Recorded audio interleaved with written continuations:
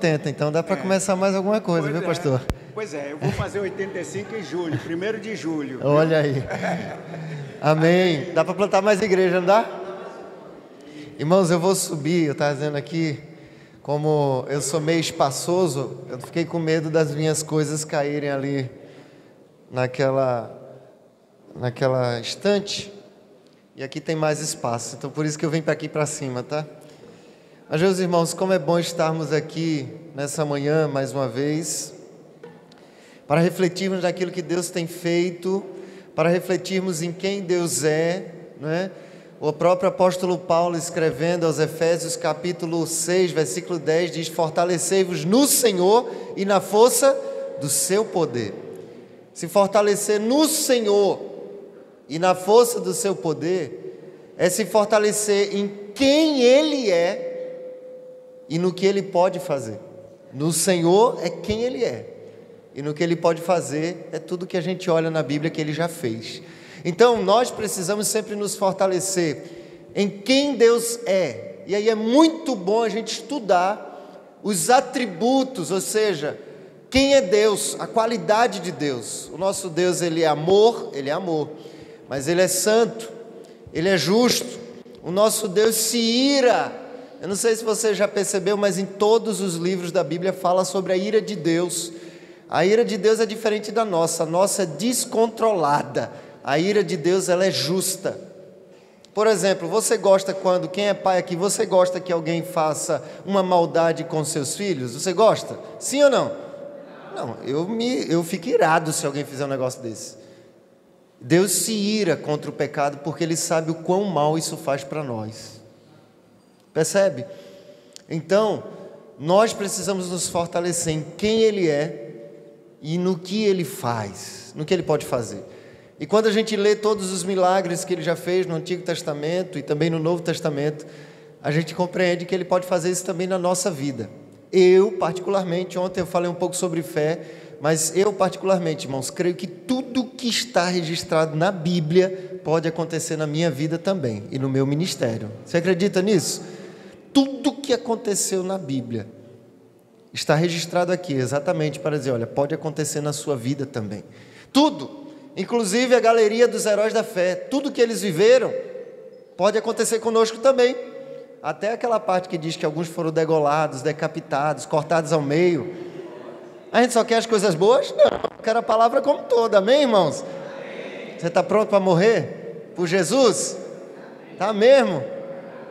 Eu sempre digo à minha esposa, se prepara que se eu for preso, eu estou com Cristo, fica firme. Meus irmãos, nós caminhamos na sexta-feira à noite falando sobre a importância de nós discipularmos pessoas. Deus nos chamou para a missão de discipular. A grande comissão é fazer discípulo, não tem outra. Eu gosto muito de pensar o seguinte: missão é a razão da nossa existência. Então veja bem, uma padaria, ela existe primariamente para fazer pão. Ela é uma padaria. É a missão da padaria fazer pão. Sim ou não? Se você chega na padaria um dia, não tem pão. No outro dia não tem pão. 3 dias depois não tem pão. Aí você diz, meu irmão, ou você muda de nome de padaria para outra coisa, ou você fecha, porque padaria não é. Certo ou errado? A essência de uma farmácia é vender o quê? Remédio. Se bem que hoje você vai na farmácia, você passa pelo sabonete, pelo desodorante, pelo perfume, é tanta fralda, é tanta coisa, lá no final tem remédio. Mas você está doente, você precisa de um remédio, vai na farmácia, não tem remédio. Aí você vai de novo, uma semana depois não tem remédio, nunca tem remédio naquela farmácia.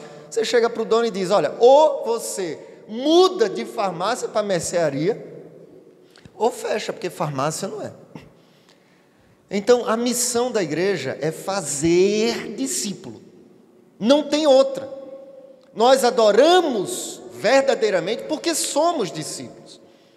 Nós fazemos um trabalho social diferente de qualquer outra instituição do mundo, porque nós somos discípulos. Mas a missão essencial da igreja é fazer discípulo. Então, se você chegar num lugar em que não faz discípulo, você diz, olha, ou você muda de nome ou fecha, porque isso aqui não é uma igreja. Não é uma igreja. Então, a nossa missão é fazer discípulo, como igreja. Ontem, falamos um pouco sobre princípios.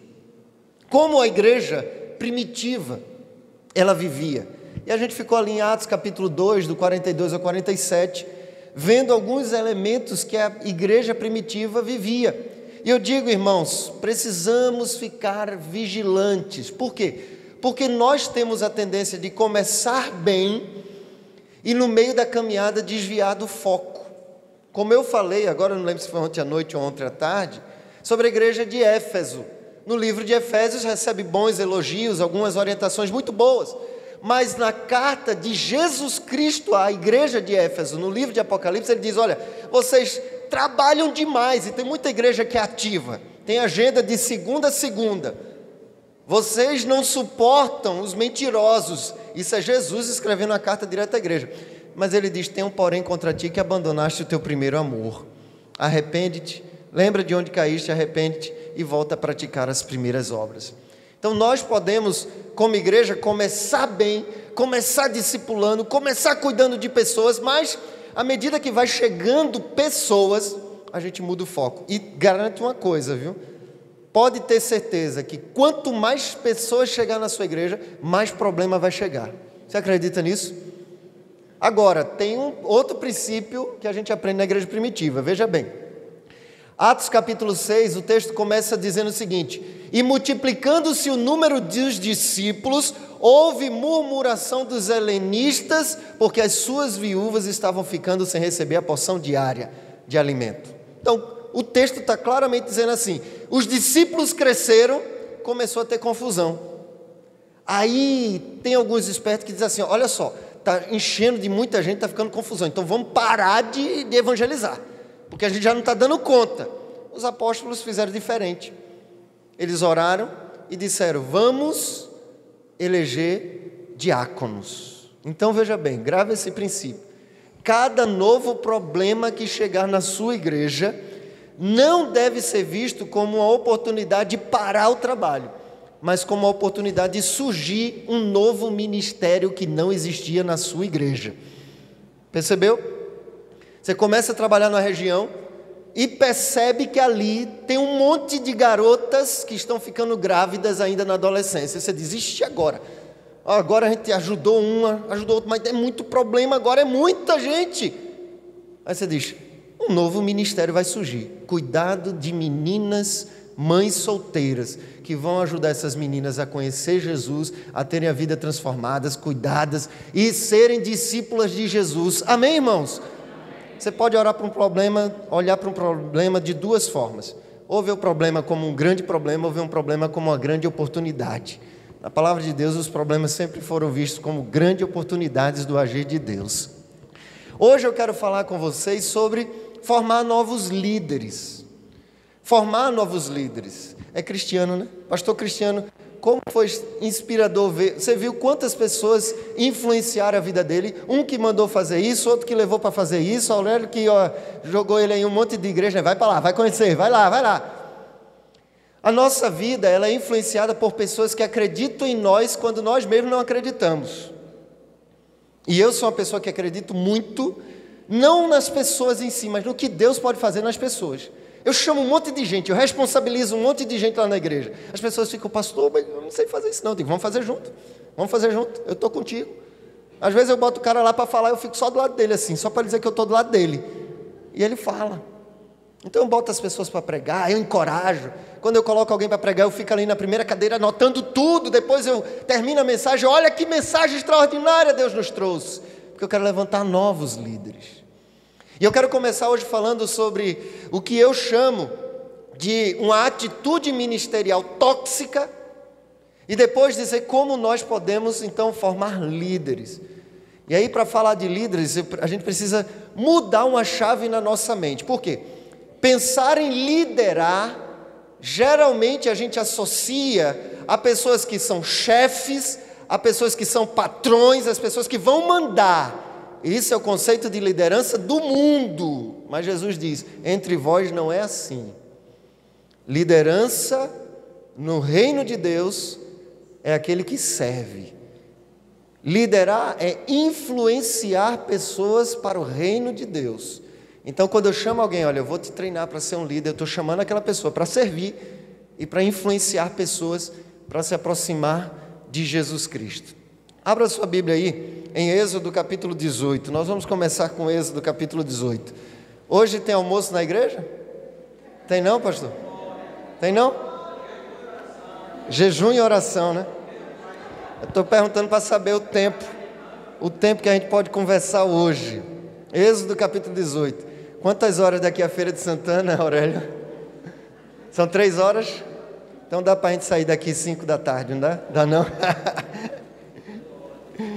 É brincadeira. Meus irmãos, Êxodo capítulo 18, eu vou ler a partir do versículo 13. Vocês conhecem um pouco desse texto, né?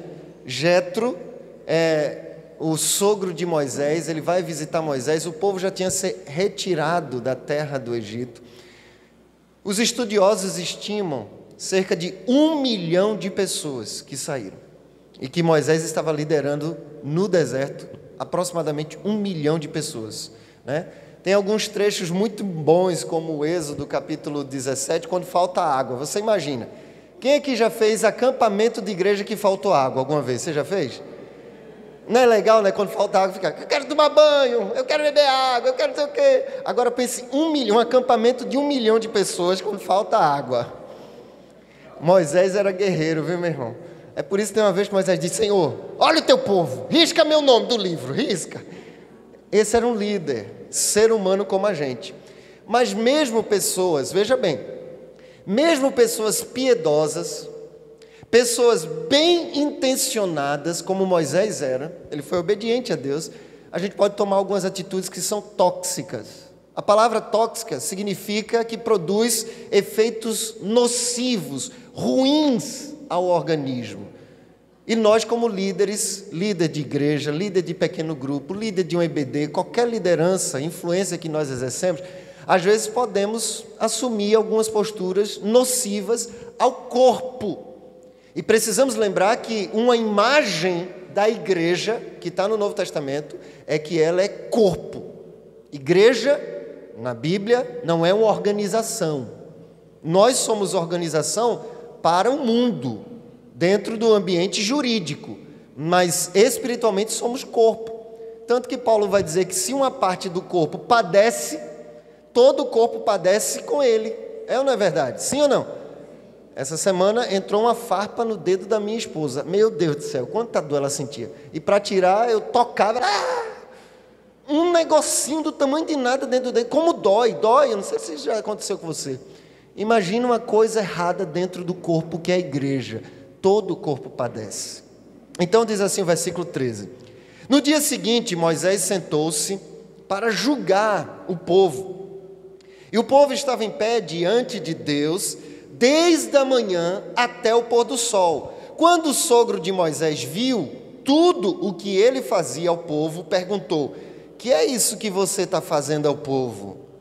Por que você fica sentado, sozinho, e todo o povo está em pé diante de você, desde a manhã até o pôr do sol? Moisés respondeu a seu sogro, é porque o povo vem a mim para consultar a Deus. Quando eles têm alguma questão, vem a mim para que eu julgue entre um e outro. E eu lhes dou a conhecer os estatutos de Deus e as suas leis. O sogro de Moisés, porém, lhe disse, não é bom o que você está fazendo. Com certeza, todos ficarão cansados, tanto você como este povo que está com você. Isto é pesado demais para você. Você não pode fazer isso sozinho.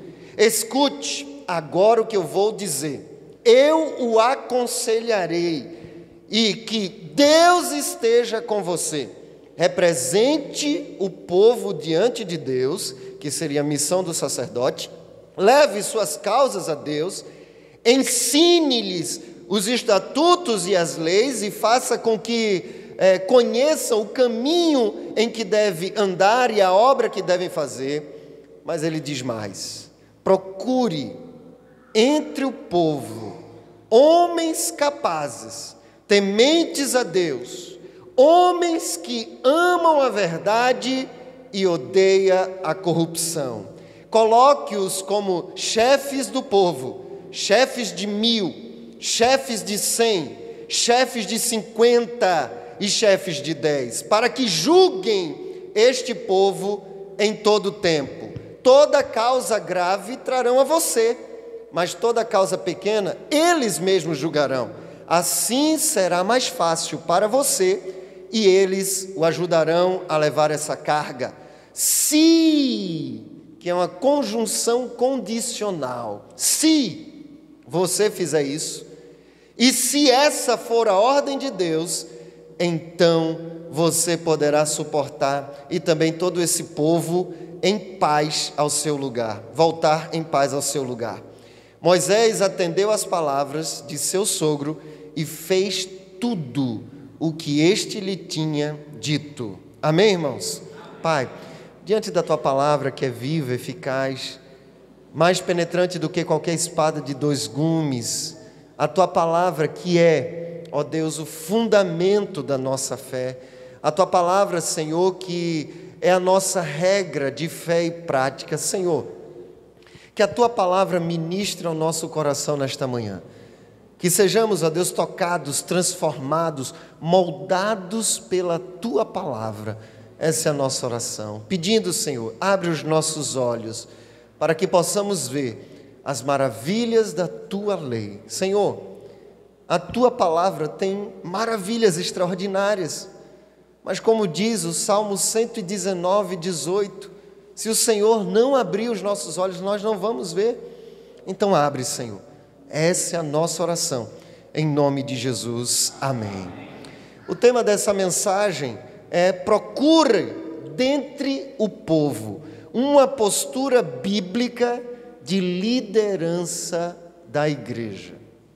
A frase procura dentre o povo, que é o tema da mensagem, tem a ver exatamente com a instrução, o conselho de Jetro, em Êxodo capítulo 18, versículo 21, quando ele diz: procura entre o povo homens capazes.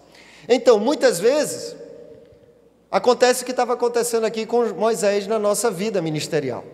Jetro chegou, foi visitar o seu genro, levar a esposa dele de volta, os filhos, né? Ó, esse povo está muito tempo lá em casa, toma de volta a tua família. E aí Moisés conta as maravilhas de Deus no início do capítulo 18. Mas, no outro dia, quando Moisés começa o seu ministério, Jetro percebe: olha, tem alguma coisa errada.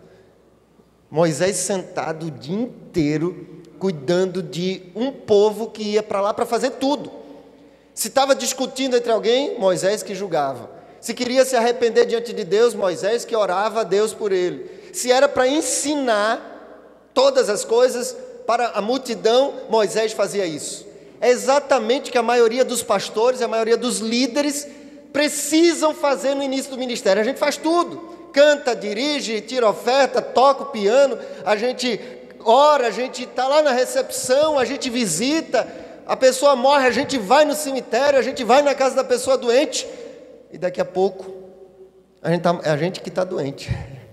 É a gente que está doente. Podemos fazer isso muitas vezes, como líderes tementes a Deus e fiéis ao chamado de Deus, podemos muitas vezes assumir uma atitude ministerial tóxica, que produz efeitos nocivos ao corpo que é a igreja. Podemos isso fazer bem intencionados. Por quê? Quem é vocacionado, meu irmão, ele ama o ministério. Quem é vocacionado ama pessoas.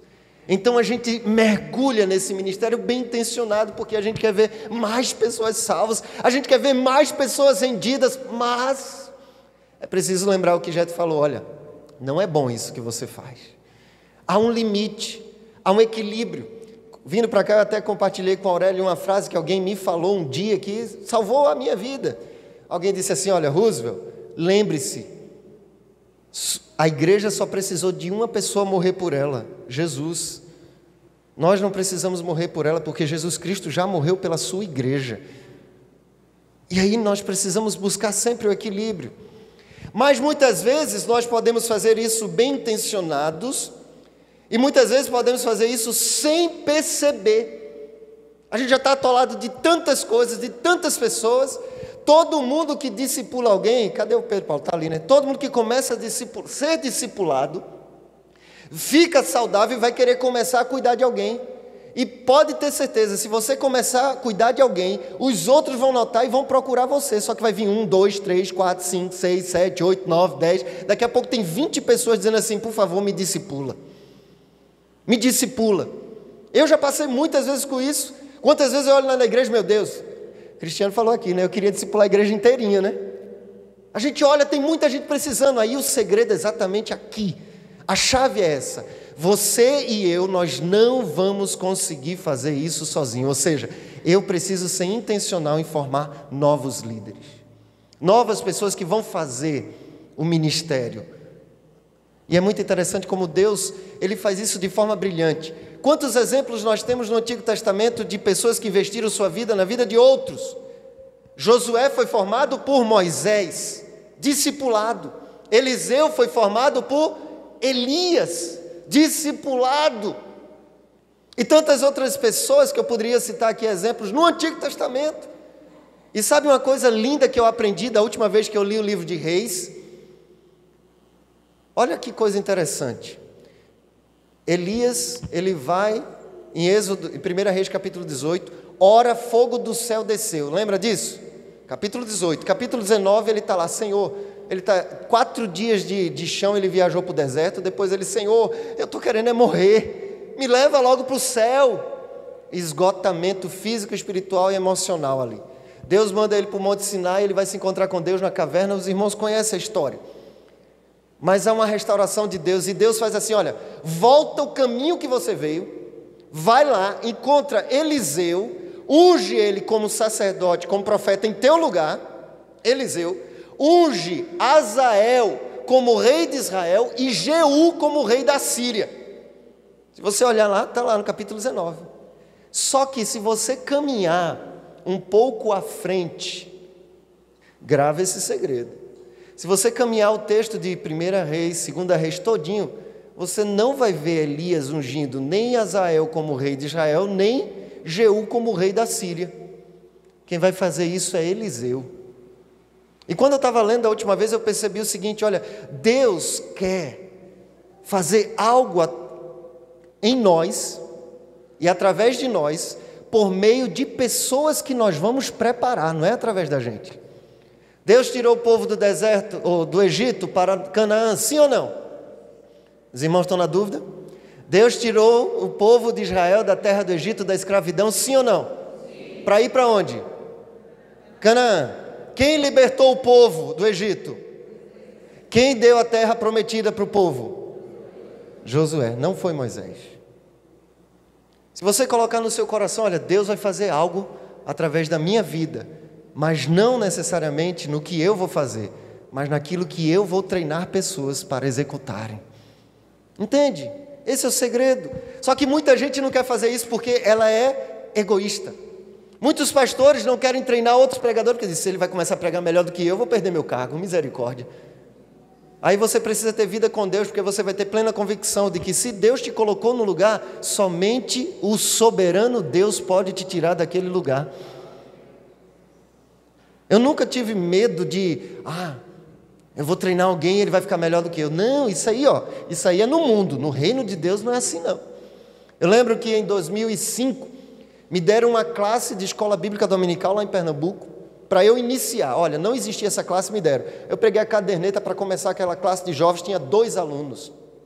Fábio Juvelino e Pedro. E eu tinha aprendido com meu pastor que o segredo do crescimento é oração. Então eu comecei a orar todo dia: Senhor, abençoa o Pedro, abençoa o Fábio, abençoa, Senhor, que eles possam crescer em Ti, que eles possam crescer tal. E comecei a classe. Irmãos, em 2 anos e meio, eu fui para o seminário, depois de 2 anos e meio. Em 2 anos e meio, eu devolvi aquela classe para a Escola Bíblica Dominical com 62 alunos e 8 novos professores de escola bíblica formados, preparados para me substituir. 8 novos professores. Quando eu comecei a dar aula orando, e cada vez chegava novo aluno, eu aumentava a minha lista e orando todo dia. todo dia, orando. Deus abençoa, que eles te conheçam, que eles conheçam a tua palavra. E eles foram crescendo. Aí um dia eu cheguei, olha, peguei 2. Semana que vem vocês vão dar aula. Eu vou dividir a classe em 2 grupos. Você vai dar aula e você vai dar aula. Na outra semana, todo mundo junto de novo. E depois de novo em 2. Depois foi em 4. E assim eu fui formando 8 novos professores. Eu não tinha medo de perder a classe, não. Na verdade, eu queria que eles assumissem, porque eu já queria para outro canto. Se você deseja ser usado por Deus, pense hoje pela manhã, nós vamos falar sobre formação de líder. Então, podemos fazer isso, assumir e colocar toda a responsabilidade em nós, sendo bem intencionados e muitas vezes sem perceber, até que alguém mais experiente do que nós chegue para nós e diga: não é bom o que você está fazendo. Com certeza, todos ficarão cansados, tanto você como esse povo que está com você. Isso é pesado demais para fazer. Líderes como Moisés, a pergunta é: você quer ser líder como Moisés ou líder como Jesus? Líder como Moisés antes de Jetro, carregando tudo sozinho, ou líder como Jesus que já começou treinando 12? O ministério de Jesus começa cuidando de 12 para que 12 se tornassem líderes. Essa é a pergunta. Então podemos assumir uma postura ministerial tóxica pelo acúmulo de funções. Olha o que diz o versículo 15.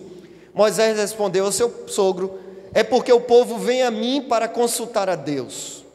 O povo vem a mim para uma questão entre eles. E o povo vem a mim para conhecer os estatutos de Deus. Olha o acúmulo de função aí. Nós precisamos treinar-nos a delegar atribuições. Às vezes a gente não delega para outra pessoa porque a gente está assim: se ele fizer melhor do que eu, ciúmes. Às vezes a gente não delega porque o outro não vai fazer do mesmo jeito que a gente faria. E quando faz a gente olha, não gostei. Não fez do jeito que eu queria. Irmãos, ninguém é igual.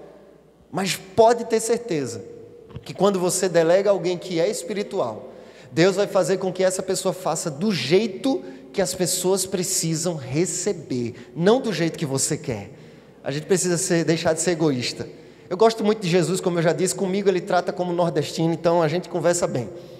A igreja começou a crescer lá no início e já estava com 4 PGM, depois passou para 8. Quando passou para 8 eu comecei a ficar preocupado. Eu disse assim: e agora? Eu não consigo mais ir em todos. Aí Jesus disse: mas quem disse que você que estava cuidando da igreja? Quem disse que você é o dono da igreja? Quem disse que é você que estava cuidando dos líderes? De fato, eu estou presente em todos os 8. Aí eu, graças a Deus. Dali eu aprendi um outro segredo extraordinário para a gente não morrer como pastor. É lembrar que a Bíblia fala que o supremo pastor da igreja continua sendo Jesus Cristo. Sabia disso? Quando vem um pepino daquele gigante, Senhor, o Senhor sabe que eu só sou pastor auxiliar. Tu és o supremo pastor. Como é que eu resolvo esse problema, Senhor? Isso dá um alívio tão grande, porque quando a gente é pastor, a gente acha que tudo é a gente que tem que resolver. Não faça isso não. É necessário fazermos um levantamento, e aí uma atitude prática. Faça um levantamento das suas atividades. Eu estou falando principalmente agora, pastores, líderes de ministério. Faça uma lista, não precisa ser agora, mas anota aí. Tenho que fazer uma lista de tudo que eu faço na igreja. Faça uma lista. Principalmente pastores, vocês precisam fazer essa lista e avaliar o seguinte: da minha lista de atividade, o que eu estou fazendo que outra pessoa poderia fazer? E o que eu estou fazendo que outra pessoa não pode fazer? Quando a igreja cresceu em Atos 6, veio aquela confusão, tinha gente sendo alimentado, tinha gente que não estava sendo alimentado. É muito interessante porque, veja bem, começou até uma discriminação ali dentro da igreja. As viúvas helenistas, ou seja, descendentes gregas, não estavam recebendo o quê? A porção diária de alimento. Mas as viúvas judias estavam. As viúvas judias estavam. E mais interessante aí que eles elegem 7 homens que viraram os diáconos, mas se você olhar os nomes desses diáconos, todos os nomes são de origem grega, então parece que era uma questão linguística, parece que aquelas que falavam grego não estavam entendendo e tinha gente ficando sem comer. Eles vão e elegem um ministério contextualizado, personalizado. 7 diáconos gregos queriam atender essa necessidade, mas os apóstolos disseram: nós não podemos deixar ou negligenciar a oração e a pregação da palavra. Muitos de nós, pastores, irmãos, estão doentes, cansados, feridos, morrendo e ferindo, dando um ministério tóxico à igreja, porque nós estamos fazendo coisas que outros poderiam fazer e nós estamos negligenciando a oração e a pregação da palavra. Meus irmãos, só que a gente às vezes faz isso, eu preciso sempre repetir essa frase, a gente faz isso bem intencionado e às vezes sem perceber. Mas está faltando uma pessoa. Sabe como é que eu aprendi a fazer lá na igreja? Está faltando uma pessoa para essa área. E eu estava lá me ocupando com essa área. O que é que eu faço? Senhor, manda um líder para essa área. Senhor, me mostra um líder para essa área. E aí eu vou lá e trabalho com a pessoa, preparo. E aí eu me alivio, volto de novo para me concentrar na oração, na pregação da palavra e na multiplicação de líderes. São 3 coisas que todo pastor precisa fazer. Tem um livro, eu acho que é do David Unley, extraordinário. 3 coisas que todo pastor deve fazer. É exatamente isso: oração, pregação da palavra e multiplicação de líder. Então, eu não vou falar mais sobre esse texto porque a mensagem é outra, mas se você continuar lendo, você vai ver consequências de uma atitude ministerial tóxica. Não é bom o que você está fazendo, Jetro fala. Com certeza todos ficarão cansados, então você faz a igreja ficar cansada. Tanto você também, ou seja, a gente adoece também, como este povo, há um desgaste do povo, esse desgaste potencializa a murmuração, o povo começa dizendo, eu estou precisando ser visitado, ninguém me visita, eu estou precisando ser cuidado, ninguém cuida de mim, o pastor não está dando conta, isso é pesado demais, não podemos assumir a postura de Deus, Ele é o supremo pastor.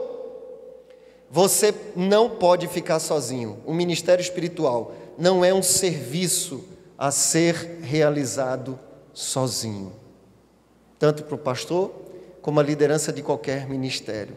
E aí então, a gente aprende o seguinte, é preciso ter uma postura, por isso que é um princípio da igreja primitiva, a formação de líderes. Rapidamente olha na sua Bíblia aí, Atos 24,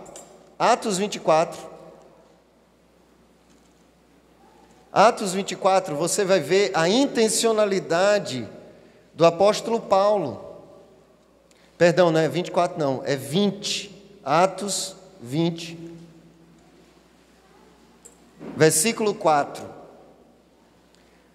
Falando sobre Paulo, ele saindo de uma cidade para outra, diz o seguinte: acompanharam Paulo, Sópatro de Bereia, filho de Pirro, Aristarco e Secundo de Tessalônica, Gaio de Derbe, Timóteo e também Tíquico de Troade, Tíquico e Trófimo da província da Ásia. O que isso mostra? Onde Paulo ia, ele levava um grupo de pessoas com ele. Onde Paulo ia, ele estava com jovens que ele estava formando para serem novos líderes. Você vê alguns aqui bem claro, como Timóteo, Tito também, foram discípulos de Jesus, ou discípulos de Paulo.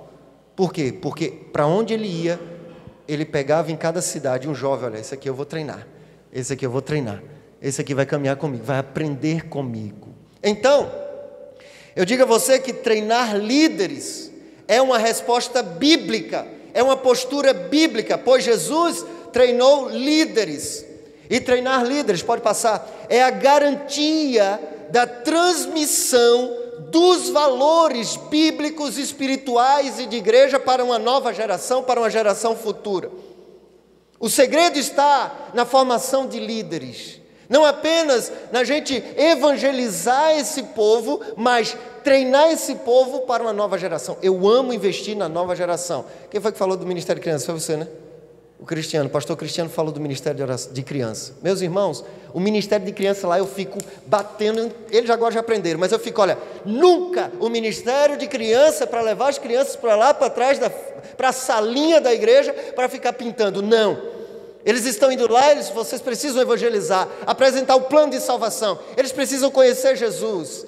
Eles saem no momento da mensagem, lá eles têm um momento de adoração deles, eles cantam louvor e depois eles têm pregação da palavra, e o ministério infantil está intensamente desafiado a anunciar o evangelho e a formar aquelas crianças líderes de PGM também. As nossas crianças lideram os PGMs de criança. Estamos preparando crianças e adolescentes lideram. É a nova geração sendo preparada para liderar pessoas e alcançar a sua geração. Grave bem, uma tragédia ocorre em uma geração quando líderes não se comprometem em transmitir a espiritualidade à nova geração. Olha na sua Bíblia aí, Juízes capítulo 2. Juízes capítulo 2. A Bíblia não deixa claro isso que eu vou dizer agora. É uma suspeita minha. Mas quando nós lemos, nós vemos Josué caminhando claramente com Moisés. Mas a gente não vê claramente Josué caminhando com um novo líder. A gente não vê. E olha o que aqui diz Juízes capítulo 2, a partir do versículo 6. Juízes 2, 6. Depois que Josué despediu o povo, os filhos de Israel se foram, cada um para a sua herança, para possuírem a terra. O povo serviu o Senhor todos os dias de Josué e todos os dias dos anciãos que ainda sobreviveram por muito tempo depois de Josué, e que viram todas as grandes obras que o Senhor tinha feito por Israel. Josué, filho de Num, servo do Senhor, morreu com a idade de 110 anos. Foi sepultado em sua própria herança em Timnat-Heres, na região montanhosa de Efraim, ao norte do Monte Gaás. Toda aquela geração também morreu e foi reunida aos seus pais. E depois dela se levantou uma nova geração que não conhecia o Senhor, nem as obras que ele havia feito por Israel. Olha aí, o Senhor, quem ele é, e o que ele havia feito, o que ele pode fazer. Lembra? Fortalecei-vos no Senhor e na força do seu. Nós precisamos conhecer quem ele é e o que ele tem feito ao longo da história. Mas uma geração toda não conhecia. Então os filhos de Israel fizeram o que era mal aos olhos do Senhor, servindo os Baalins.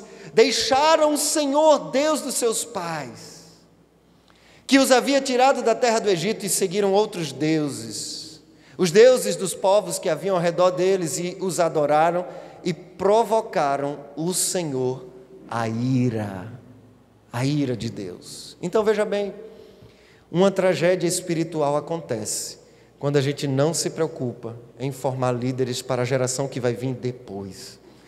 Às vezes a gente foca na geração que está aqui, a igreja que já está aqui, mas a gente não se preocupa. A gente precisa se lembrar, a gente vai morrer um dia. Você sabia que você vai morrer? Então eu vivo me preparando para morrer todo dia. Eu estou preparadíssimo. Meu sonho da igreja sempre foi esse. Eu disse, irmãos, o meu sonho é se tornar o pastor desnecessário.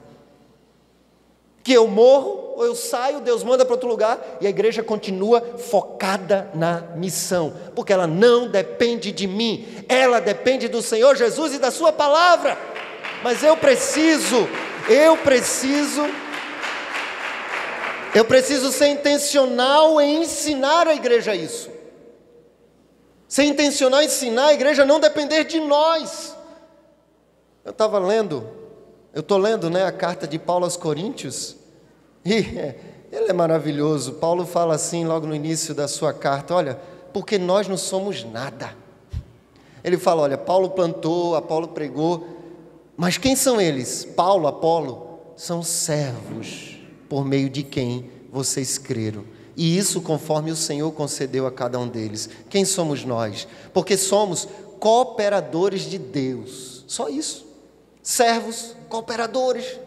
Então precisamos ser intencionais em preparar a igreja a depender constantemente de Deus e estar amarrada, firmada na palavra dEle. Isso significa formar uma nova geração. Nós ensinamos as crianças a fazerem as suas devocionais individuais. Nós ensinamos elas a lerem a Bíblia. Semana passada eu dei de presente para minha filha de 7 anos o primeiro caderno devocional dela. Ela já lia a Bíblia, mas agora eu estou ensinando ela a anotar. E aí eu escrevi no caderno dela, eu disse, olha, eu vou te dar um presente, filha. Aí eu disse, vai ser um caderno devocional. Aí levei uns 3 dias para dar. Ela ficava, eu pegava ela na escola, pastor, ou pai, o senhor cumpriu a sua promessa? Eu brincava, né? Que promessa? De te dar um beijo? Eu vou dar um beijo na sua bochecha. Não estou falando dessa não. Ah, aquela promessa, que promessa? A de te levar para passear. Eu fui gerando uma expectativa nela, meu irmão. De repente, quando ela chegou em casa, estava lá o caderno. E na capa, contra a capa do caderno, eu coloquei Diário dos meus encontros com Jesus Cristo. E aí eu ensinei a ela, mostrando o meu caderno. Filha, olha como você faz. Você coloca a data, você escreve a sua oração. E você depois lê a Bíblia. E tudo que Deus for te falando na Bíblia, você vai colocando aqui. Ela começou a registrar. As crianças lá na igreja, os adolescentes já fazem isso, os jovens, as crianças anotam as mensagens, elas estão com o caderno ali, ó. Eu estou pregando e as crianças anotando, os jovens estão anotando, os adultos estão anotando, porque o que a gente ouve, vocês vão esquecer em 72 horas, 80%, mas o que você anota vai ficar mais. Nós precisamos ensinar o nosso povo a como se encontrar com Deus. Uma tragédia espiritual ocorre quando líderes não se comprometem em transmitir a espiritualidade à nova geração. O E.M. Bonds, ele fala uma frase extraordinária. Edward Bonds, no livro O Poder Através da Oração, ele diz assim, olha, pode passar. Estamos constantemente empenhados, se não obcecados, em arquitetar novos métodos, novos planos, novas organizações, né? Novas organizações para fazer a igreja progredir. Nós estamos o tempo todo. Qual a estratégia para fazer a igreja crescer? Qual a estratégia? Quais são os planos, os métodos? Veja bem, aí ele diz, o plano de Deus é usar o homem, o ser humano, e usá-lo muito mais do que qualquer outra coisa. Homens são método de Deus. O ser humano é um método de Deus. A igreja está procurando métodos melhores. Deus está procurando homens e mulheres melhores. É aí onde entra o discipulado. À medida que você vai levando homens e mulheres a terem relacionamento com Deus, se tornando homens e mulheres melhores em Deus, Deus começa a usar aquela pessoa e a igreja cresce naturalmente. Nós estamos procurando homens e mulheres, métodos melhores. Deus está procurando homens e mulheres melhores. Aí onde entra o discipulado. Olha para a Bíblia. Como foi que Deus libertou o povo do Egito? Como foi? Quem lembra? Através de quem? Ó, de novo, pergunta da EBD. Hoje é domingo de manhã, é EBD, né? Tem que ter perguntas. Quem libertou o povo de Israel do Egito, irmãos? Quem? Deus queria libertar o seu povo, ele levantou um homem chamado Moisés. Deus sabia que haveria fome em Canaã. O que é que ele fez? Pegou José, fez com que os irmãos vendessem, lançaram no poço, venderam, foi parar na casa de Potifar, foi caluniado, foi parar na prisão, interpretou um sonho de 2 pessoas que trabalhavam para Faraó. Depois de 2 anos alguém se lembrou dele, ele interpretou o sonho de Faraó e se tornou o quê? Governador do Egito. Quando veio a fome, 14 anos depois, olha, 7 anos de fartura, depois 7 anos de miséria. Naquele contexto, depois de 7 anos depois, os irmãos de José vão lá, e vocês conhecem a história. Ele alimenta o seu pai.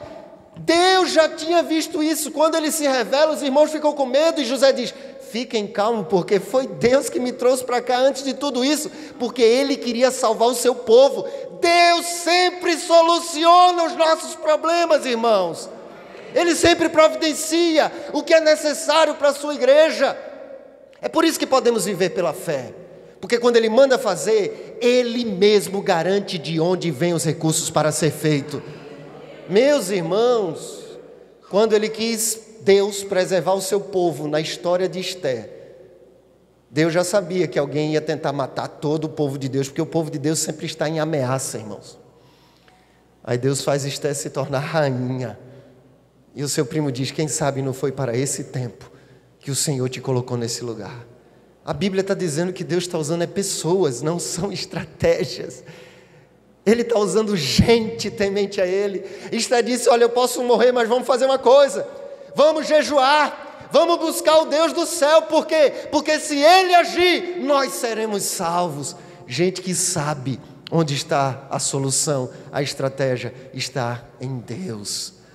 Quando Deus foi revelar o seu Filho, Jesus,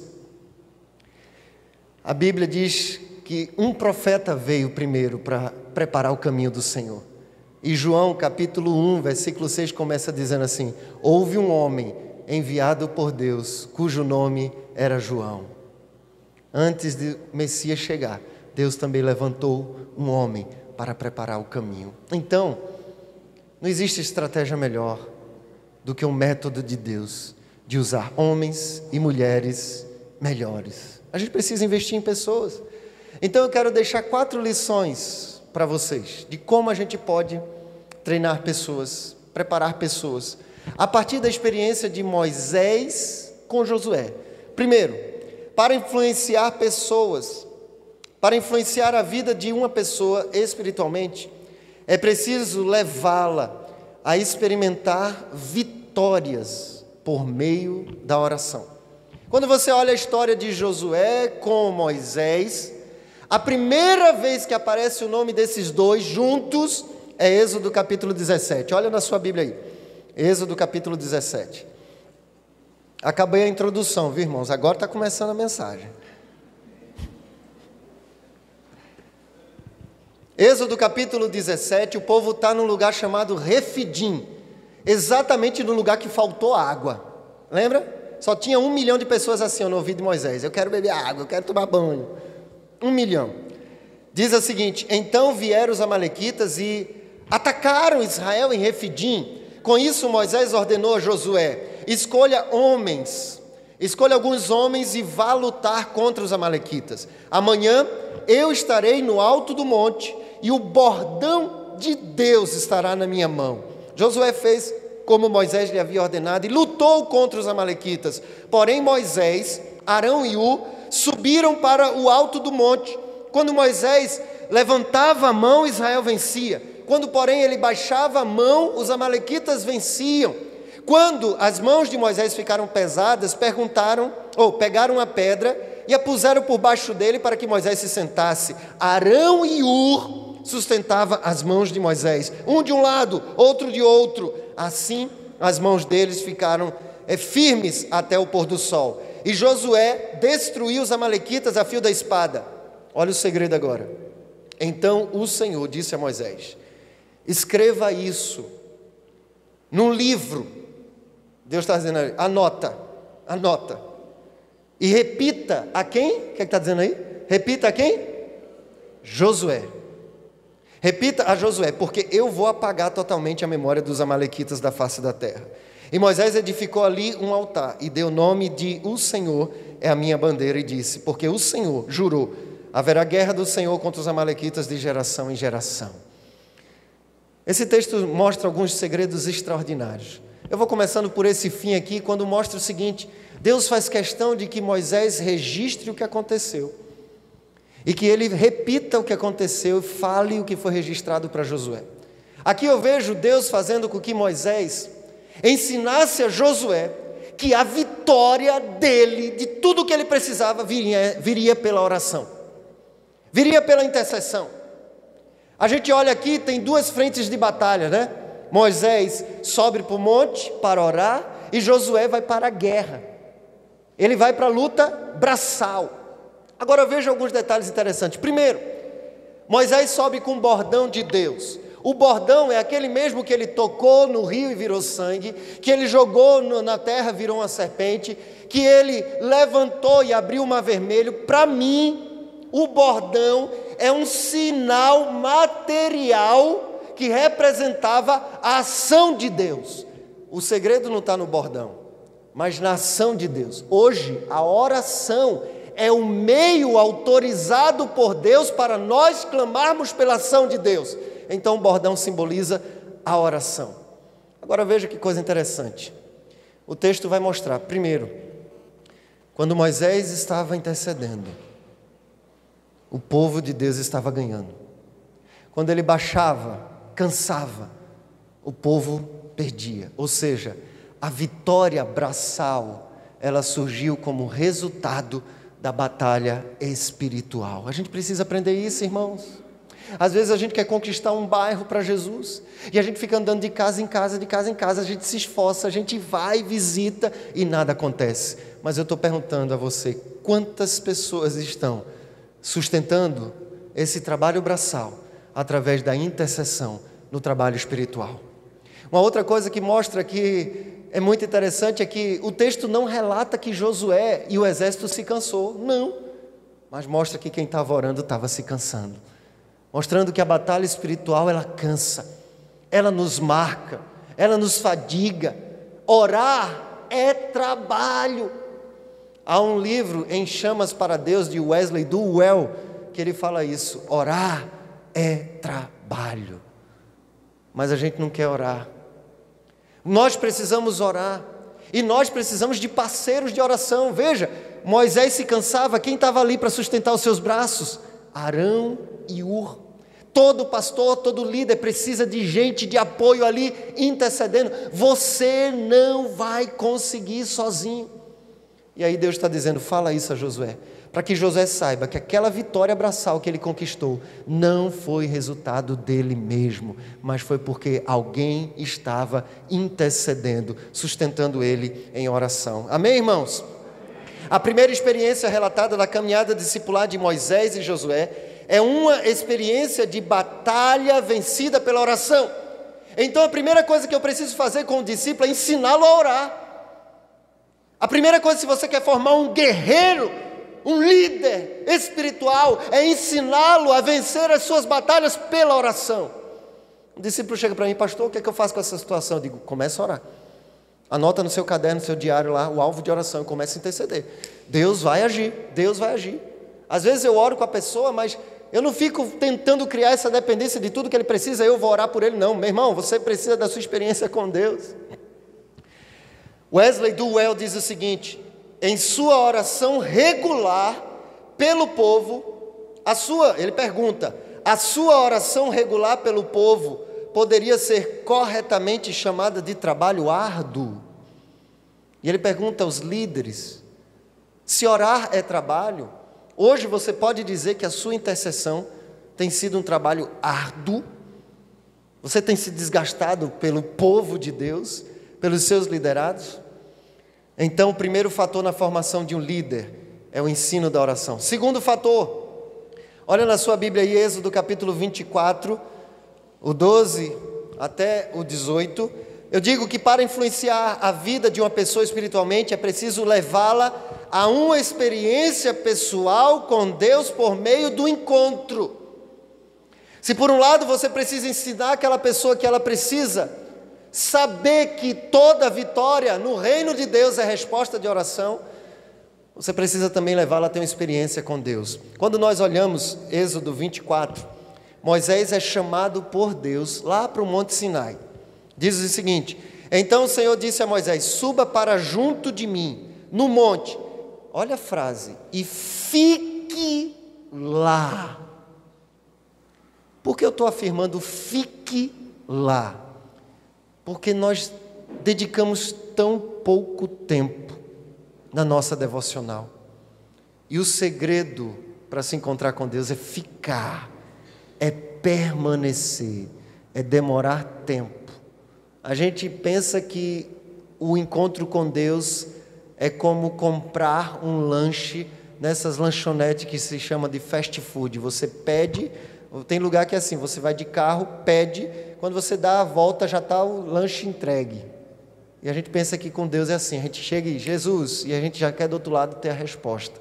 Não, fique lá. Olha o que é que diz, darei a você as tábuas de pedra, a lei e os mandamentos que escrevi para que você ensine ao povo. Então se aproximou juntamente com Josué, seu auxiliar, e subiu ao monte de Deus. Eu não sei se você já tinha percebido isso, irmãos, mas no início de Êxodo capítulo 24, Deus chama Moisés, e Deus manda Moisés colocar um limite, para que o povo não se aproximasse tanto, porque seria consumido, por causa do pecado. Deus ainda manda Moisés chamar Arão, Hur e os 70 anciãos para mais perto um pouquinho. Mas Moisés subiu lá no topo, e Josué foi com ele. Você sabia que Josué subiu com ele lá em cima? Moisés não foi sozinho não. Olha o que o texto vai dizendo aqui, ó. Moisés se aprontou juntamente com Josué, seu auxiliar, e subiu o monte de Deus. Ele disse aos anciãos: esperem aqui até que o quê? Cadê? Esperem aqui. Eu acho que já está no outro versículo. Coloca 14 aí, por favor. Isso, vamos lá. Esperem aqui até que retornemos. Está no plural. Por que retornemos? Porque ele foi com Josué. Ele levou Josué ao encontro com Deus. Até que retornemos. Eu estou lendo na Nova Almeida atualizada, tá? Até que retornemos. Cadê aqui o 14? Até que voltemos para junto de vocês. Eis que Arão e Ur ficam com vocês. Quem tiver alguma questão deve se dirigir a eles. Tendo Moisés subido, uma nuvem cobriu o monte, e a glória do Senhor pousou sobre o monte Sinai, e a nuvem o cobriu durante 6 dias. Agora veja bem, lembra que o Senhor disse: fique lá, fique lá, fique lá. Ele subiu, ficou 6 dias lá, e o texto diz: no 7º dia, do meio da nuvem, o Senhor chamou Moisés. Aos olhos dos israelitas, o aspecto da glória do Senhor era como um fogo consumidor no alto do monte. E Moisés, entrando pelo meio da nuvem, subiu o monte e lá permaneceu 40 dias e 40 noites. Deus ficou sem falar nada com Moisés durante 6 dias. Ele teve que ficar 6 dias só na expectativa de ouvir Deus falar. E a gente lê um textinho da Bíblia, a gente já quer: Deus não falou nada comigo. Eu orei 15 minutos e eu não vi nada de Deus. Ele ficou 6 dias, até que Deus começou a falar, e ele ainda permaneceu 40 dias ali com Deus. É preciso ficar na presença do Senhor. Ninguém pode levar um discípulo a uma espiritualidade que nunca experimentou. Moisés leva Josué em Êxodo capítulo 24, mas Moisés já tinha ido no Monte Sinai em Êxodo capítulo 19. Grave bem, você nunca vai levar o seu discípulo a uma experiência com Deus da qual você nunca teve. Se você quer levá-lo a ser uma pessoa vitoriosa e poderosa na oração, você tem que ser primeiro. Se você quer levar o seu discípulo a ser alguém que tenha prazer na lei do Senhor, você tem que ser o primeiro a ter prazer na lei do Senhor. Quando o discípulo olhar para você, ele tem que ver alguém que ama a palavra de Deus, não que a esconde, mas que ama, que a vive. Ninguém pode levar outra pessoa a um nível de espiritualidade que ela nunca experimentou. Então, se você é mais ou menos na oração, seu discípulo vai ser mais ou menos na oração.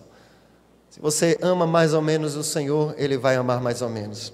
Se encontrar com Deus, então, é uma questão de perseverança, é ficar ali. Ver a glória de Deus é uma questão de perseverança. Ouvir uma questão de Deus, ouvir Deus é uma questão de perseverança. Eu me preocupo, às vezes a gente canta umas músicas, eu tenho me preocupado cada vez mais com as músicas que a gente canta. A gente canta: eu vejo a glória do Senhor hoje aqui. Ele não está vendo não, irmãos. Não está. No dia que de fato a gente se deparar com a glória de Deus, a primeira coisa que a gente vai fazer é se jogar no chão. Se jogar no chão e pedir misericórdia, porque a gente vai ter tanto temor. Mas às vezes a gente canta e parece que a glória de Deus é uma coisa tão banal. E não é. Não é. Então, o segundo fator de formação de um líder é encontro com Deus.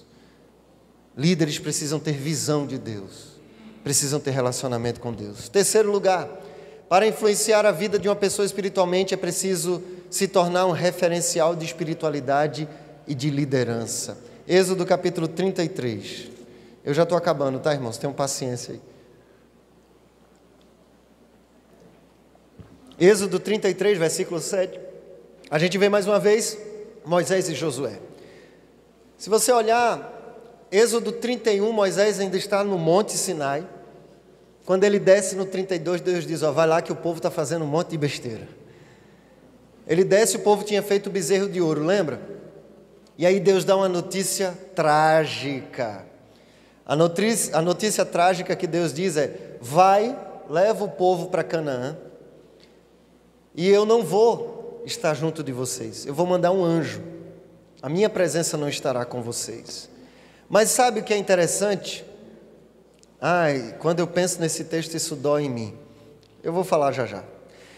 Versículo 7. Ora, Moisés costumava pegar a tenda e armá-la para si fora, bem longe do arraial, e ele a chamava de tenda do encontro. Todo aquele que buscava o Senhor saía à tenda do encontro, que estava fora do arraial. Quando Moisés saía para a tenda, fora, todo o povo se erguia, cada um em pé, à porta da sua tenda, e seguiram-no com os olhos até ele entrar na tenda. Quando Moisés estava na tenda, descia a coluna de nuvem e punha-se à porta da tenda, e o Senhor falava com Moisés. Todo o povo via a coluna de nuvem que se detinha à porta da tenda. Todo o povo se levantava e cada um à sua porta adorava o Senhor. O Senhor falava com Moisés face a face, como quem fala com um amigo. Depois Moisés voltava para o arraial. Porém, o moço Josué, seu auxiliar, filho de Nun, não se afastava da tenda. Moisés disse ao Senhor: eis que me dizes para conduzir este povo, mas não me dissesse quem enviarás comigo, dissesse, eu conheço-te pelo nome, e você alcançou favor diante de mim? Eu vou comentar já sobre essa parte, mas no início eu quero dizer o seguinte: Josué estava ali o tempo todo com Moisés, na porta da tenda. Se nós queremos influenciar pessoas, nós precisamos ser referenciais de espiritualidade. Josué olhava para Moisés e via, puxa vida, Deus fala face a face com ele. Tudo que Moisés, certamente ele estava ali na tenda, eu seria assim, não sei você. Mas se o meu grande discipulador, o meu pastor estivesse lá dentro, eu ficava assim, ouvindo na porta. Botava ouvido para ouvir o que Deus falava com ele, o que ele falava com Deus. Certamente ele ouvia Moisés dizendo, Senhor, estou cansado desse povo, Deus, eu não sei mais o que fazer. Porque às vezes, e eu deixo isso muito claro lá na igreja, a gente tem uma imagem do pastor que ele é quase que um super Deus. E não é. Um dia, eu sou professor lá no seminário, um seminarista perguntou, pastor, o senhor já pensou em desistir? Eu disse, toda segunda-feira. Toda segunda-feira, meu irmão. Só que tem um problema, na verdade não é uma solução, uma questão. Eu aprendi que quem me chamou foi Deus. Então, se você tentar desistir, entregue o seu cargo para quem te chamou. Aí na segunda-feira eu estou lá, Senhor, toma de volta. Só que quando eu estou conversando com ele, ele me convence de novo, e eu me rendo, e começa tudo outra vez. Pastor é ser humano, e como eu digo lá na igreja, eu sou de carne e osso, mais osso do que carne. Mas sou eu. A gente se vê em algumas circunstâncias, a gente se vê em algumas situações que a gente não sabe o que fazer. Aí Senhor, Tu és o supremo pastor, eu sou pastor auxiliar, e aí, o que é que eu faço? É assim. Josué viu Moisés lá falando do povo. Josué via que Deus falava face a face. Então, só que Moisés tinha um segredo. Olha o que diz o texto, versículo 7. Moisés costumava pegar a tenda. Se você quer ser um referencial de espiritualidade, você precisa criar o hábito diário de se encontrar com Deus.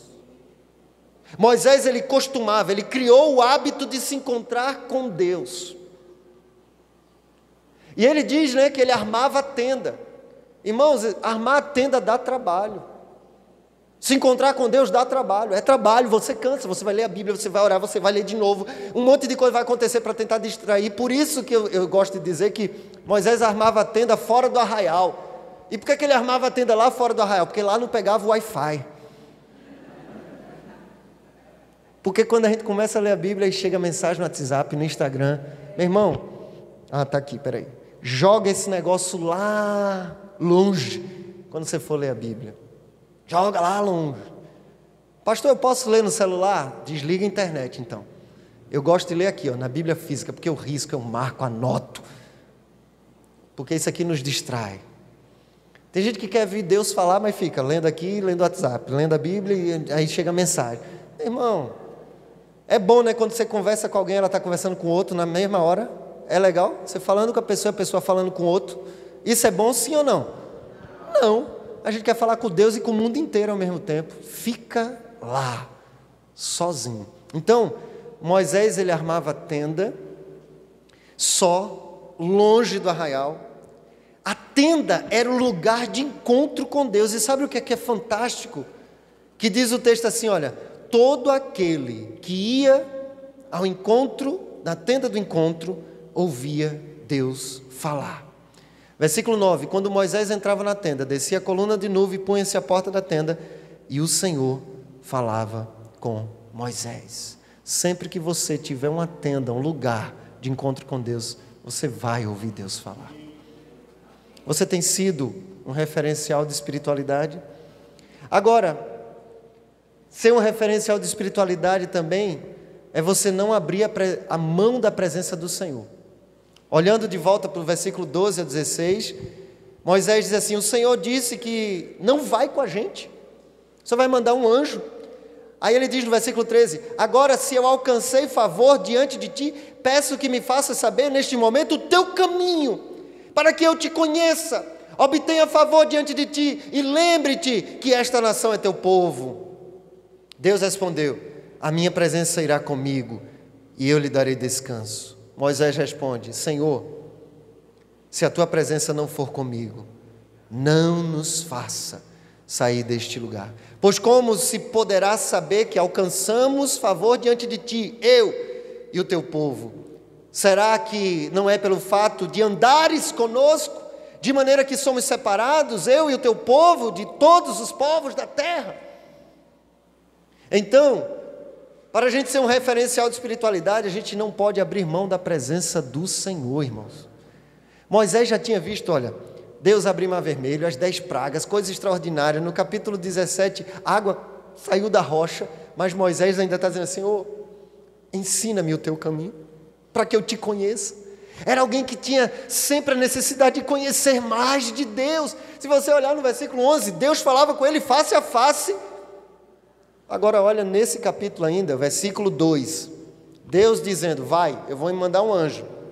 Ele diz assim, enviarei um anjo adiante de ti, lançarei fora os cananeus, amorreus, os heteus, os fariseus, os jebuseus, os heveus e os jebuseus, sobe para uma terra que mana leite e mel, eu não subirei no meio de vocês, porque o povo é de dura cerviz. Olha só, Deus, Ele promete um anjo que sairia para guiar o povo.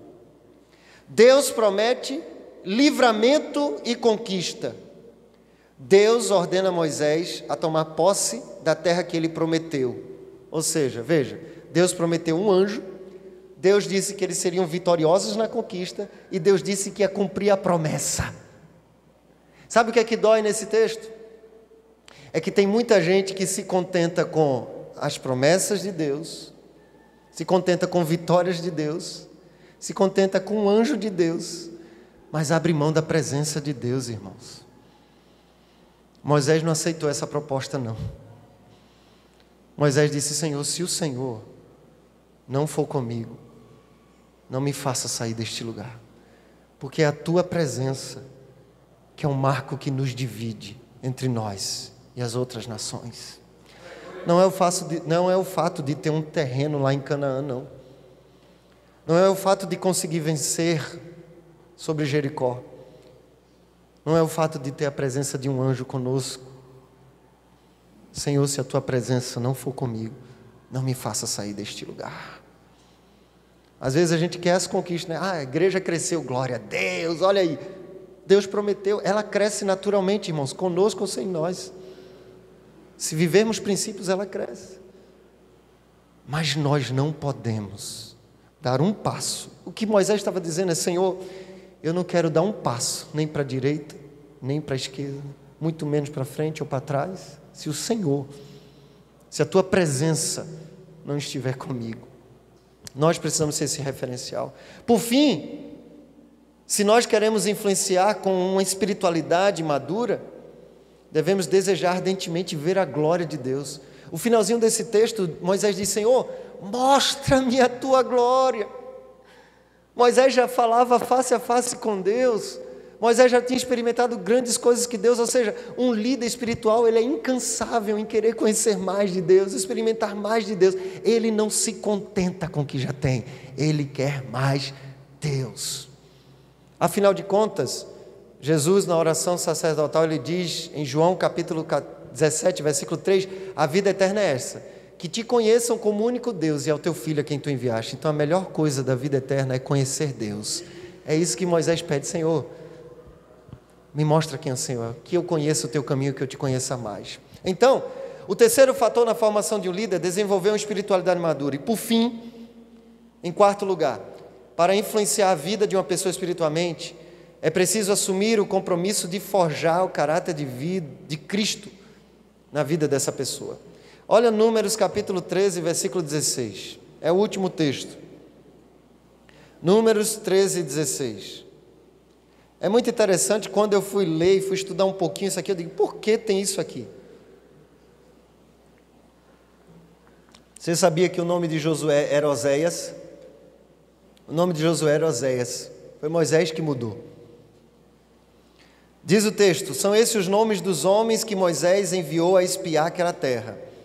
E a Oséias, filho de Num, Moisés chamou de Josué. O que é interessante nisso aqui é que o nome Oséias significa salvação. E Josué significa Iavé salva. O Senhor salva. Para mim, o que eu aprendo aqui é que parece que Moisés está dizendo o seguinte: olha, Josué, você precisa aprender uma coisa: você não vai salvar o povo de Israel. Você não é a bala que matou Kennedy, a tampa de crush, a última bolacha do pacote. É Iavé, é o Senhor. Ele é a salvação. Entende? Entende? E isso significa forjar o caráter de Cristo na pessoa. É ela entender que Jesus Cristo é a salvação. É entender que todas as coisas foram feitas por Ele, por meio dEle e para Ele. Porque dEle, por Ele e para Ele são todas as coisas. Porque senão no final de tudo a gente vai dizer assim, ó, uau, meu pequeno grupo cresce demais. Eu consigo multiplicar. Aquele irmão ali é fraquinho. Multiplicou uma vez, eu já multipliquei 3. Nossa, minha igreja, olha... Irmãos, o sucesso no reino de Deus, ele não é medido pela quantidade de pessoas que estão numa igreja ou no ministério. O sucesso no reino de Deus é medido pela nossa obediência. Só isso. Deus pode chamar uma pessoa para construir apenas uma arca. Noé foi uma arca, 8 pessoas. Imagina, a vida inteira, 120 anos para construir, um ano inteiro no dilúvio para ele salvar mais 7. Só 7. Aí você diz, imagina se você dissesse, nossa, eu conheço um pastor que o ministério inteirinho dele foi ter uma igreja de 7 pessoas. Você dizia, pastor fraco. A gente ia ou não ia dizer sim ou não, ou pelo menos pensar, a maioria pensa, mas não fala. Mas se Deus mandou fazer só uma arca, meu irmão, Deus sabe das coisas. A gente quer medir pelos números. No reino de Deus é pela obediência. Você olha para Moisés, Noé, aí vai dizer assim, e ele fez conforme tudo o Senhor havia ordenado. Você vê Moisés para construir o tabernáculo, e eles fizeram tudo conforme o Senhor havia ordenado. Jesus vai falar em João capítulo 15, ele diz o seguinte, já não vos chamo servo, porque o servo não sabe o que faz o seu Senhor, mas tenho-vos chamado de amigo, porque tudo quanto ouvi do meu Pai, eu vos tenho feito conhecer. E Jesus, ele diz mais, ele diz o seguinte, vós sereis os meus amigos, se fizerdes o que eu vos mando. Então, pelo fato de sermos instrumentos de Deus para a salvação de pessoas, corremos o risco de achar que nós somos os maiores responsáveis pela salvação do mundo. E isso não é verdade. Jesus Cristo, Ele que morreu na cruz do Calvário. Jesus Cristo, Ele que veio até nós. Jesus Cristo, Ele é o Salvador. Jesus Cristo é o cabeça da igreja. Jesus Cristo é o supremo pastor da igreja. Jesus Cristo é o noivo da igreja. Nós somos apenas amigos do noivo. E o amigo do noivo se alegra em ver o noivo com a noiva. E como João, que disse que era amigo da noiva, nós não temos direito nem de desatar as sandálias dos pés de Jesus Cristo. Meus irmãos, então o quarto e último fator na formação de um líder é gerar um discípulo para o Senhor Jesus. Que nós possamos fazer isso em nome de Jesus. Vamos orar?